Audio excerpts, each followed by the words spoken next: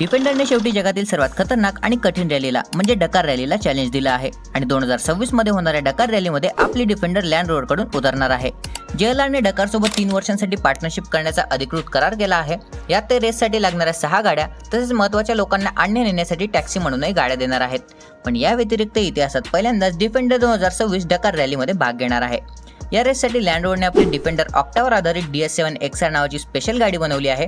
ती याच रॅलीचा विचार करून तयार करण्यात आली आहे. पण ही डिफेंडर साधी सुधी नसून ही एक स्पेशल व्हर्जनची कार आहे. तिची चेसिस, सस्पेन्शन आणि आतलं इंटिरियर सुद्धा खूप बदलून टाकलं आहे. हुडच्या खाली BMWचं 4.4 लिटरचं V8 इंजिन बसवलं आहे. तसेच यात 550 लिटरची इंधन टाकी दिली आहे. कारण या रॅलीत पेट्रोल डिझेल भरायचे ऑप्शन फार कमी मिळतात. ही रॅली सुमारे 8000 किलोमीटरची आहे, जी पूर्ण व्हायला 2 आठवडे लागतात. त्यामुळे यावेळी डिफेंडरला हरवणं खूप अवघड असणार आहे.